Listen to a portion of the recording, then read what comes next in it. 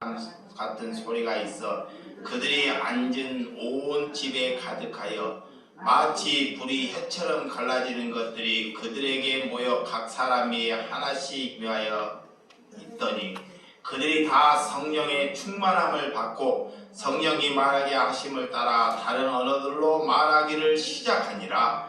그때 경건한 유대인들이 처나 각국으로부터 와서 예루살렘에 머물러 있더니 이 소리가 나매 큰 무리가 모여 각각 자기의 방언으로 제자들이 말하는 것을 듣고 소동하여 다 놀라 신기하게 여겨 이르되 보라, 이 말하는 사람들이 다 갈릴리 사람이 아니냐? 우리가 우리의 각 사람이 난 곳 방언으로 듣게 되는 것이 어찌 됨이냐? 아멘. 오늘 하나님께서 성령이 임하시는 은혜라는 말씀으로 말씀을 나누도록 하겠습니다. 어제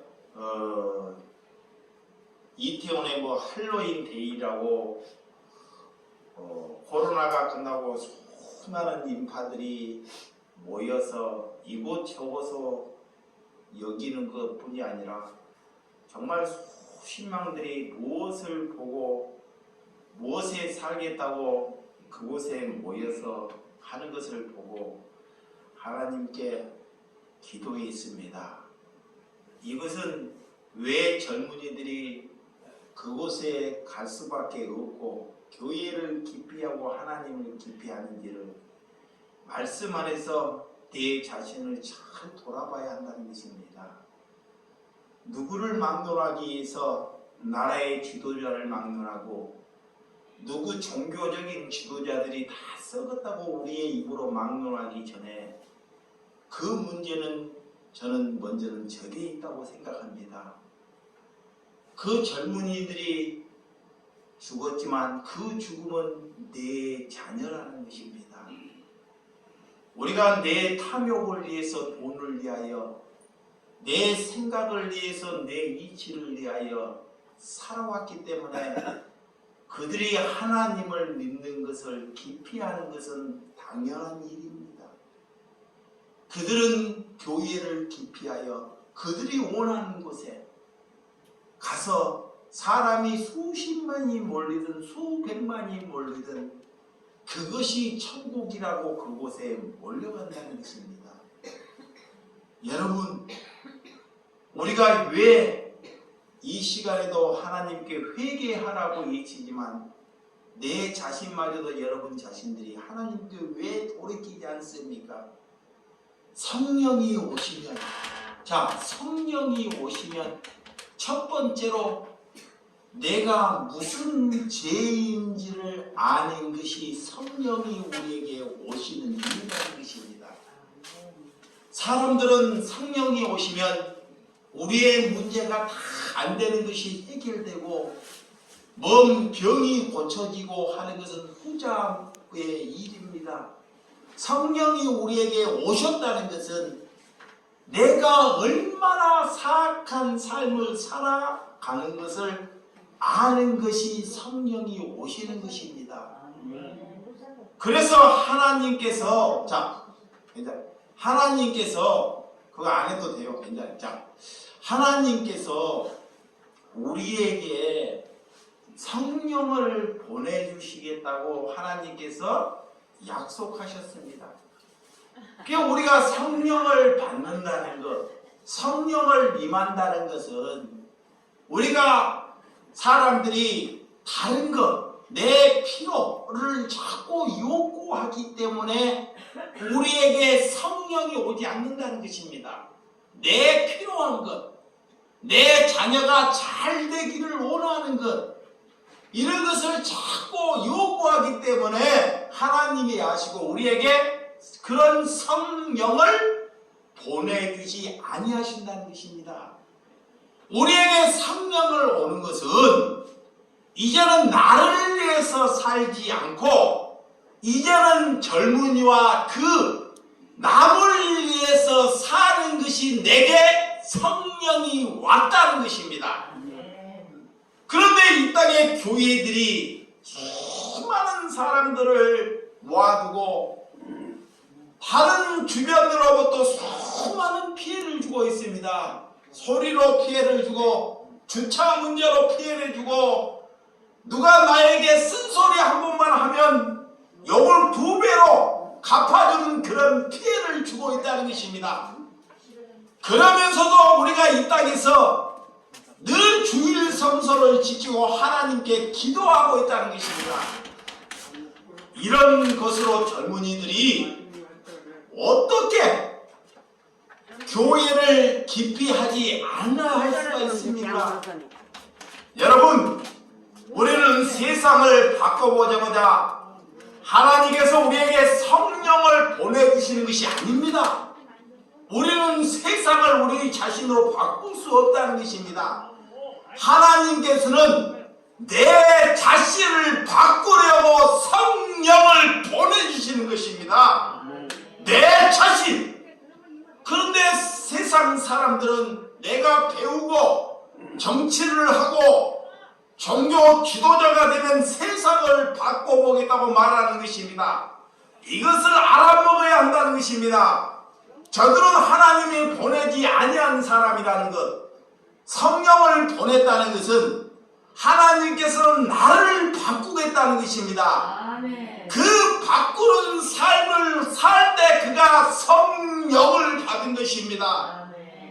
우리는 가정 자녀들을 보지만 이 방법 저 방법으로 다 동원하지만 어떤 것을 다 동원하더라도 자녀들이 내 마음에 합당한 길을 가지 아니할 것입니다. 왜?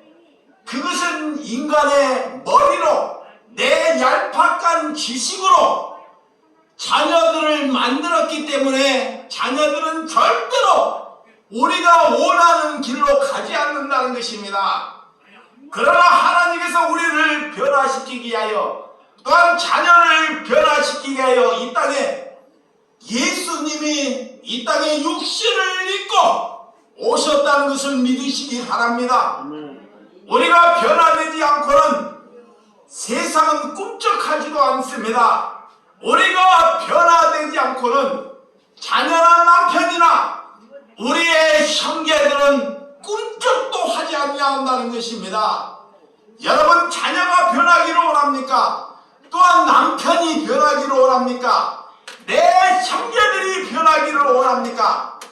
내가 변하지 아니하고는 누구 하나도 변하지 아니한다는 것을 받아들이시기 바랍니다. 그래서 구원이라는 것은 내게 성령을 보내준다는 것은 내가 변하는 삶이 곧 구원이라는 것입니다. 내가 구원을 받았다는 것, 하나님께 구원을 받았다는 것은 내가 하나님께 돌이키는 삶을 사는 것이 내가 구원을 받았다는 것입니다. 우리 스스로 구원을 이룰 수는 없습니다.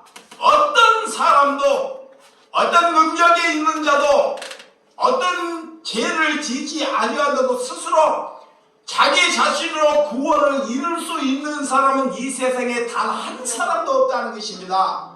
구원을 줄 수 있는 예수 그리스도를 내 마음에 받아들이는 것이 구원입니다. 그래서 하나님께서는 구원하기 위하여 우리에게 성령을 주시겠다고 오늘 약속하고 있다는 것입니다. 오늘 예수 그리스도를 믿는 자에게 그 어떤 조건도 없이 하나님은 주시겠다는 것입니다. 종교는 자꾸 구원을 받는 것을 조건으로 끌고 갑니다. 조건. 예수님은 조건을 달지 않습니다. 너가 예수를 믿는데 구원을 얻는데 우리가 연보를 하고 우리가 헌신을 하고 우리가 예수님께 무엇을 해야지만이 내가 구원을 받는다는 것이 아니라는 것입니다. 하나님께서는 값없이 우리에게 주신다는 것입니다. 그래서 그분이 와서 내가 어떤 죄인이라는 것을 성령은 알게 하신다는 것입니다. 예수 그리스도를 믿는 자에게 이런 회개하라고 수없이 사도들이 말하고 전했지만 그들은 회개하지 않습니다. 왜 이 땅에 사도나 선지자를 보냈습니까? 예수님을 보냈습니까? 한도 없이 회개하라, 돌이키라.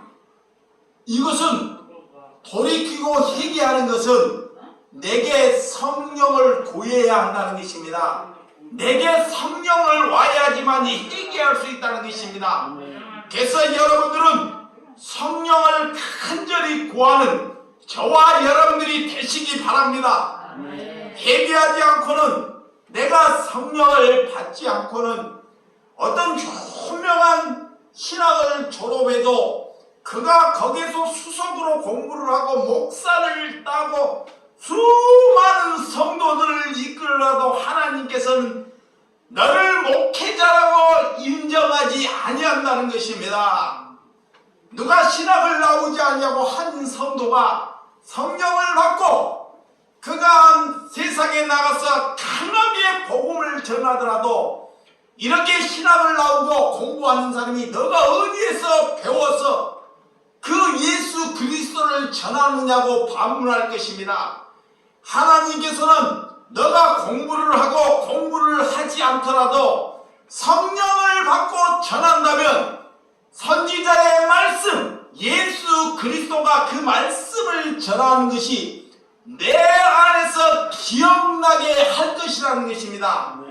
그 말씀이 비치고 그 말씀으로 수많은 사람들을 살리는 하나님께서 은혜를 주셨다는 것입니다. 그런 은혜가 성령을 받은 것입니다. 성령을 받으면 내 곳간에, 내가 머무는 곳에 있지 못합니다.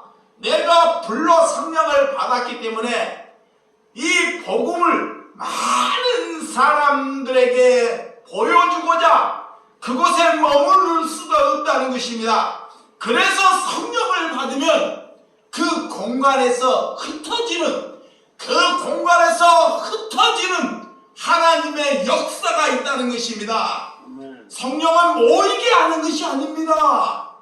모이면 썩습니다.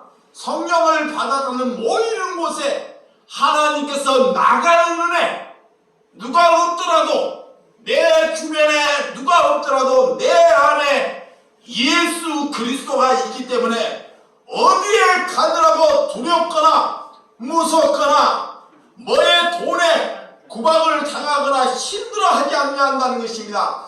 하나님은 성령은 그에게 그런 담대함을 주신다는 것입니다.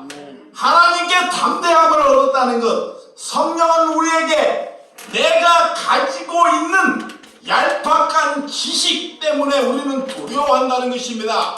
하나님은 그 두려움을 멀리하기 위해 우리에게 성령을 보내주셨다는 것입니다. 여러분, 회개는 그래서 내 마음대로 돌이킬 수 없다는 것입니다.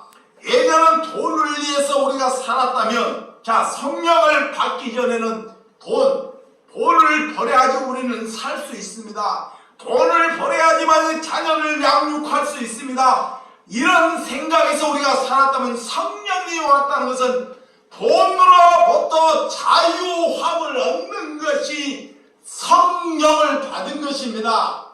내가 돈을 벌어서 자녀를 가르치는 것이 아니라 돈과 은과 금은 없을지라도 자녀를 위해서 희생할 수 있는 마음이 될 때 그가 성령을 받은 것입니다. 예전에는 자신만을 위해서, 자신의 이득을 위하여 자녀들이 출세만 하기를 위해서 하나님께 기도했다면 그것은 성령과 무관한 것입니다. 성령을 받았다는 것은 남이 나보다 더 잘되기를 위하여 기도하는 것이 성령을 받은 것입니다. 우리 교회보다 옆집에 있는 교회가 더 부흥되기를 위하여 기도하는 것이 성령을 받은 것입니다. 그래서 나를 위해 살지 아니하고 남의 유익을 위하여 기도하는 것, 그런 삶을 위해서 살아가는 것이 성령을 받은 것입니다. 예전에는 우리가 화려하고 겉만 분질을 하고 사람들이 볼 때 옷을 멋있게 입고 겉질을 하면서도 속은 더러운 삶을 살았다는 것이 성령을 받지 못하는 삶입니다. 성령을 받는다는 것은 이제는 겉은 보잘것없는 사람이 되고 맙니다. 옷이 헐고 눈이 멀어질 수 있고 다리가 아파서 고통스러울 수 있을지라도 하나님의 나라를 위하여, 이 나라 민족을 위하여 하나님께 피땀을 흘려서 기도하는 사람이 성령을 받은 것입니다. 그런데 하나님은 그런 자를 찾고 있습니다. 하나님, 그럼 우리는 우리에게 최고의 선물, 하나님께서는 그래서 세상이 줄 수 없고 누구도 줄 수 없는 하나님께서 최고의 선물을 주시겠다고, 그래서 예수님이 가실 때 약속하지 않았습니까? 그것이 성령입니다. 남을 영화롭게 하는 것입니다. 남을 영화롭게 하는 것이 성령을 받은 줄을 믿으시기 바랍니다. 그 성령이 오시기 전에 오순절에 성령의 강림하는 사건을 우리가 보면, 예수님이 이 땅에 오실 때 예수님은 성령의 본체를 입고 오셨습니다. 예수님은 하나님이기 때문에 성령의 본체를 입고 오셨지만, 예수님의 3년 30년의 삶을 보면 30년의 삶은 성경에서 그럼 많이 기록하고 있지 않습니다. 12살 젊었을 때 6월절에 요셉과 마리아와 그 6월절 절기를 지키기 위하여 예루살렘에 갔을 때 어린 소년 12살 이 예수님은 선생들 앞에서 지혜와 지식, 하나님이 말씀하는 지혜와 지식을 낭독하여 그들이 그 말씀하는 것을 듣고 놀랍다라고 여겼습니다. 그래서 그 아버지와 어머니는 이 아들이 같이 가는지도 모르고 갔었지만 3일 이후에 발견하여 다시 예루살렘 성전을 가서 보고, 왜 너가 이곳에 있느냐 말씀하실 때 그 아들은 내가 있어야 할 곳에 있다고 예수님이 말씀한 것을 볼 수 있습니다. 그 이후에 예수님의 삶은 아버지가 목수였기 때문에 남의 직공에 가서 돈을 받고 목수의 생활을 하다가 인생이 30년의 공생에 첫 번째로 등장한다는 것입니다. 예수님은 이렇게 사도 요한으로부터, 세례 요한으로부터 세례를 받는 걸로부터 다시 시작한다는 것입니다. 이 세례 요한은 예수님께 내가 오실 분은 신발의 끈마저도 내가 감당하지 못할 분이 오신다고 말씀하고 있습니다. 그런 예수님이 그런 세례 요한으로부터 세례를 받습니다.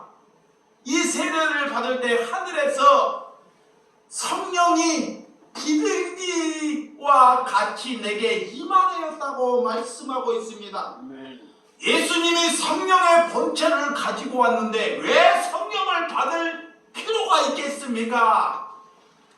그 이후로부터 예수님의 사역은 하나님이 원하시는 사역이 되고 있다는 것입니다. 내가 무엇을 말하고 있느냐?